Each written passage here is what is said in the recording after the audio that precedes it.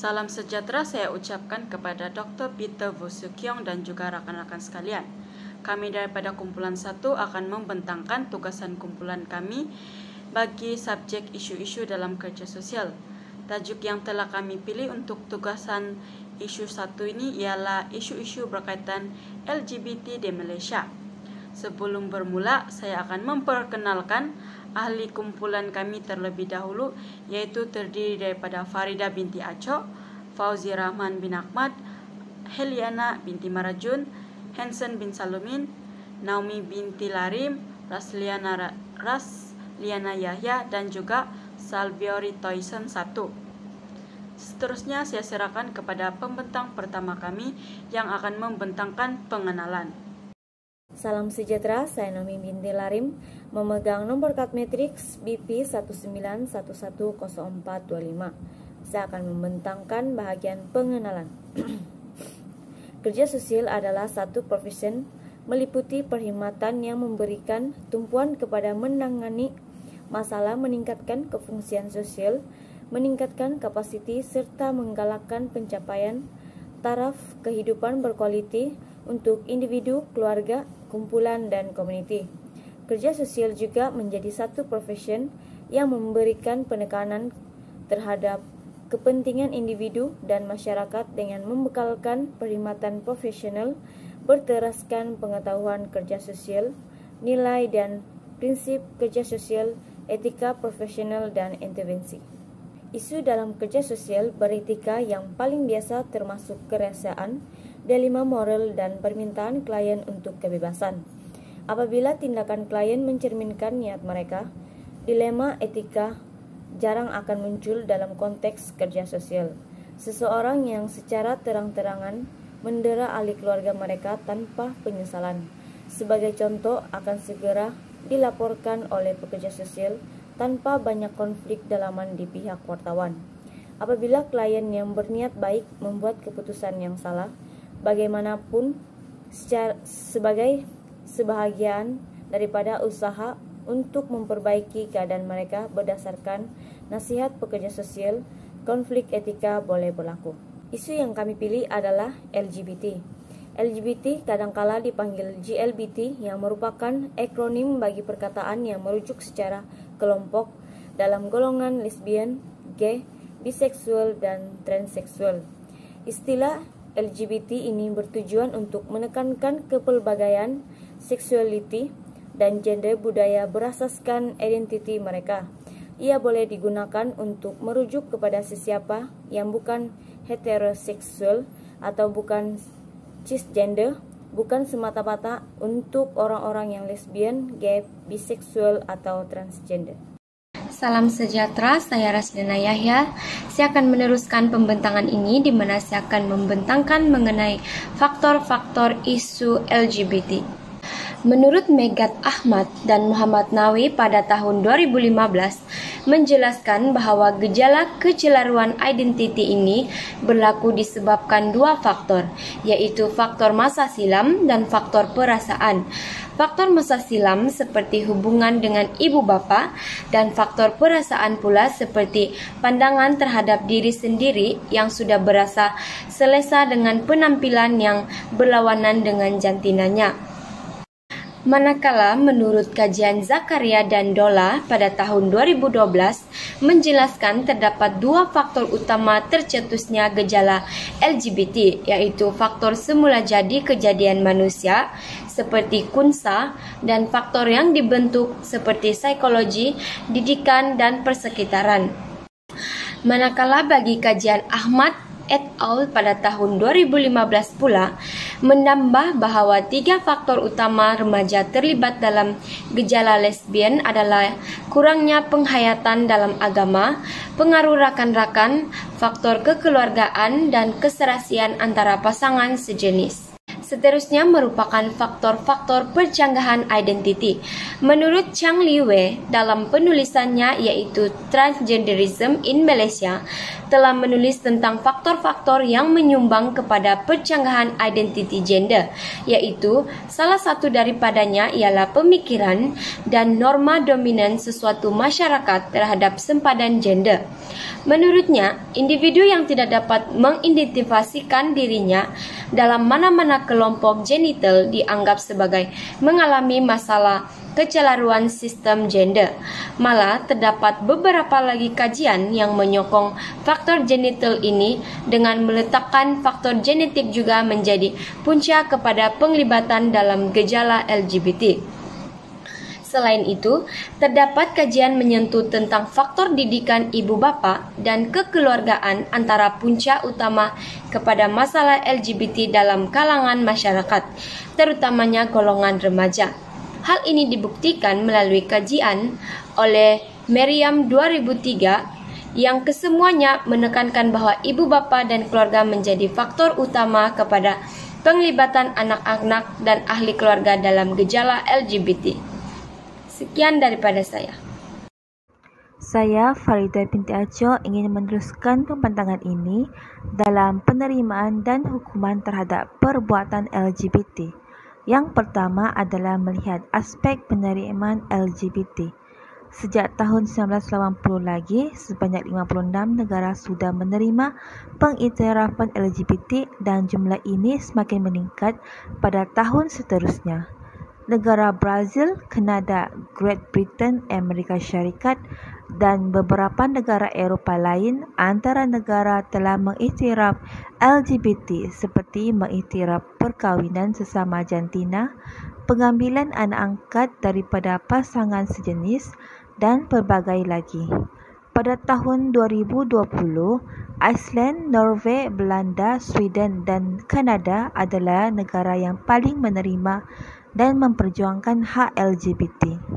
Faktor memperjuangkan penerimaan LGBT adalah untuk memberi hak taraf sama rata kepada orang yang berlainan orientasi seksual dan identiti jantina yang sering didiskriminasi dalam masyarakat. Hal ini kerana terdapat ramai golongan LGBT berdepan dengan masalah diskriminasi, pembulian, gangguan fizikal dan emosi serta keganasan di pelbagai tempat sama ada di tempat kerja, sekolah, restoran, pusat penjagaan kesihatan dan sebagainya.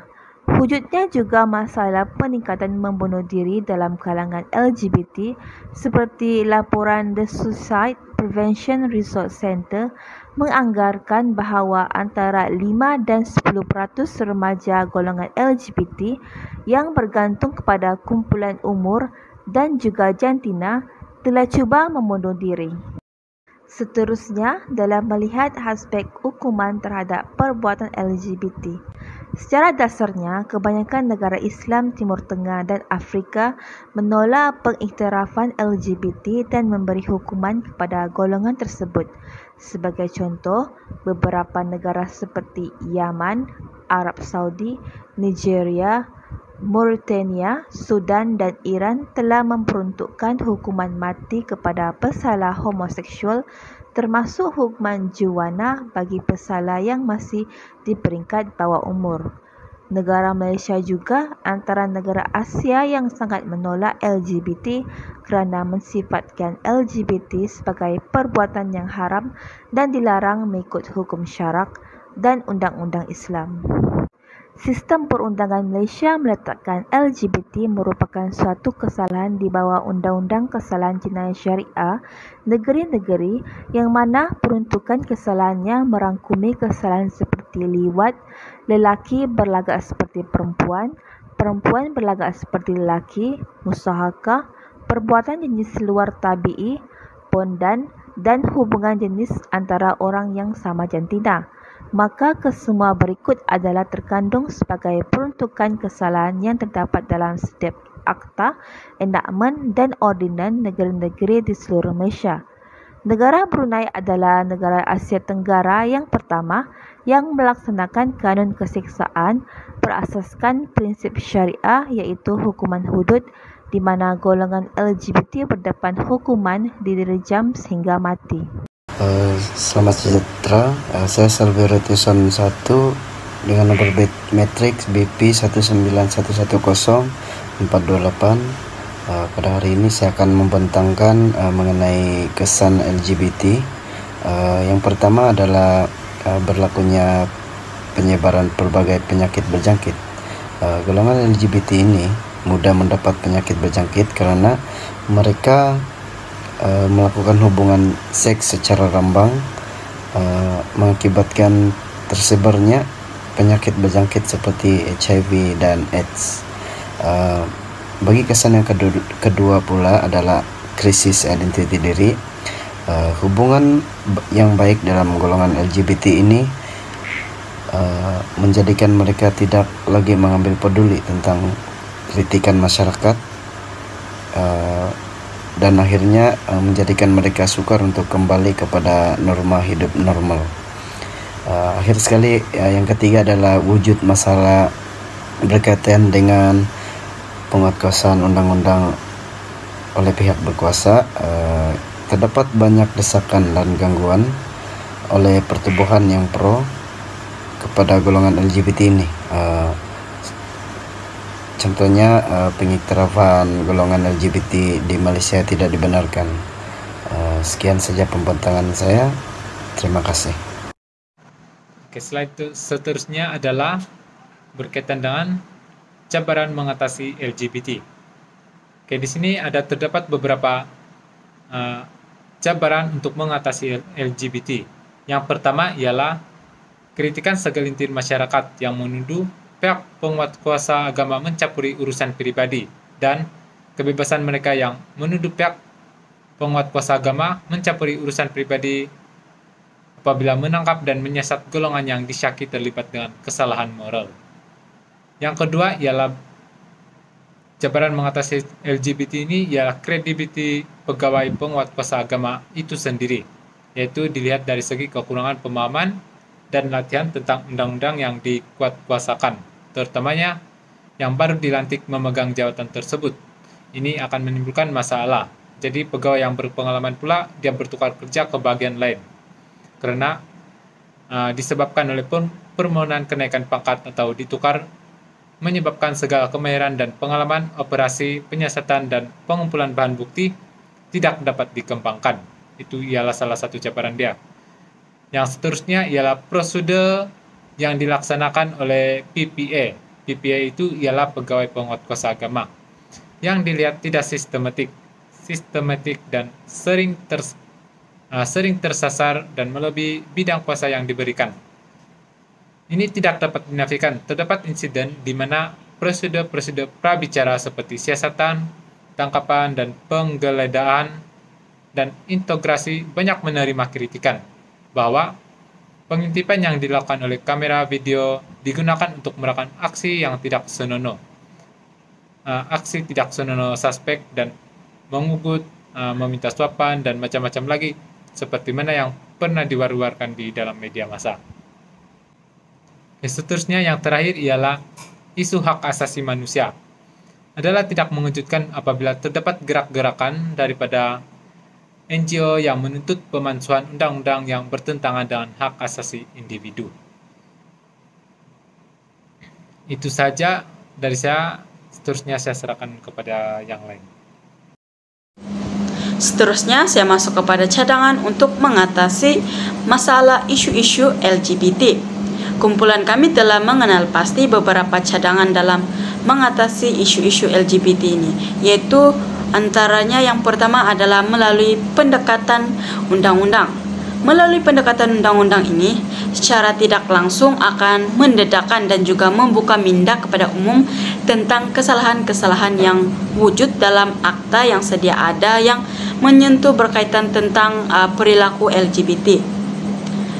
Menurut kajian Siti Zubaidah, dia mengatakan bahwa terdapat kesalahan dalam penguatkuasaan undang-undang yang terdapat dalam kesalahan jenayah syariah dan juga kanun keseksaan, di mana dia berpendapat bahwa keseksaan atau hukuman melalui perundangan ini perlu dilihat sebagai satu kaedah pencegahan terhadap sesuatu kesalahan seperti perbuatan LGBT ini. Cadangan yang seterusnya dalam mengatasi isu LGBT ini adalah melalui sekatan aktiviti yang berunsurkan LGBT. Berdasarkan Section 15 kurungan 2, sekiranya sesebuah program yang berkaitan dengan aktiviti ataupun bertujuan mempromosikan LGBT, maka pegawai yang berkuasa kuasa itu dia akan diberikan kuasa untuk membuat sekatan terhadap sesebuah program ataupun aktiviti yang berunsurkan LGBT.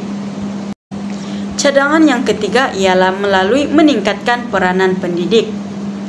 Golongan pendidik ataupun guru di sekolah ini dia memainkan peranan yang penting di mana mereka sudah dianggap sebagai ibu bapa yang kedua kepada pelajar apabila mereka berada di sekolah.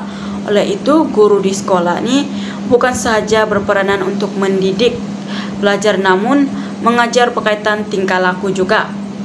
Penerapan subjek seperti pendidikan moral, pendidikan agama Islam dan juga pendidikan civic di sekolah juga antara cara yang efektif dalam membendung gejala LGBT. Cadangan yang keempat adalah melalui penganjuran kempen. Antara saluran penganjuran kempen kesedaran ini boleh dilakukan adalah melalui media massa dan elektronik seperti televisyen, seminar dan bengkel serta tayangan film dan drama yang mampu memperlihatkan kesan buruk perbuatan LGBT ini. Usaha penganjuran kempen kesedaran ini harus dipergiatkan lagi untuk memberi kesadaran kepada masyarakat tentang gejala LGBT ini dan membawa golongan yang telah terjebak dengan gejala ini ke arah kehidupan yang lebih normal dan juga lebih bermanfaat. Cadangan mengatasi isu LGBT yang terakhir adalah melalui peranan ibu bapa tuh. Peranan ibu bapa adalah antara elemen utama dalam membantu mengatasi isu ini karena ibu bapa ini dia berperanan untuk memberikan didikan agama yang kukuh dari peringkat kanak-kanak lagi agar mereka dapat mengetahui perkara yang betul dan salah untuk dilakukan. Selain itu, ibu bapa juga berperanan untuk mengawasi aktiviti pergaulan anak-anak mereka dengan persekitaran mereka agar tidak terpengaruh dengan gejala yang kurang senonoh. Secara kesimpulannya, kewujudan LGBT dalam komuniti kita pada masa kini yang semakin membimbangkan bukan sahaja memberikan impak terhadap persekitaran sosial masyarakat yang kurang baik, namun image negara kita juga mendapat tempiasnya. Gejala LGBT ini sememangnya sesuatu yang memang sukar untuk dibendung. Jika pihak-pihak berwajib gagal untuk bertindak pantas dalam memberikan respon terhadap tingkah laku LGBT yang berlaku di persekitaran kita.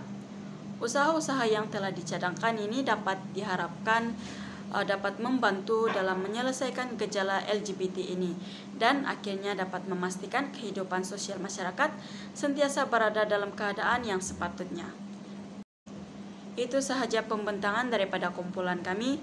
Sekian, terima kasih.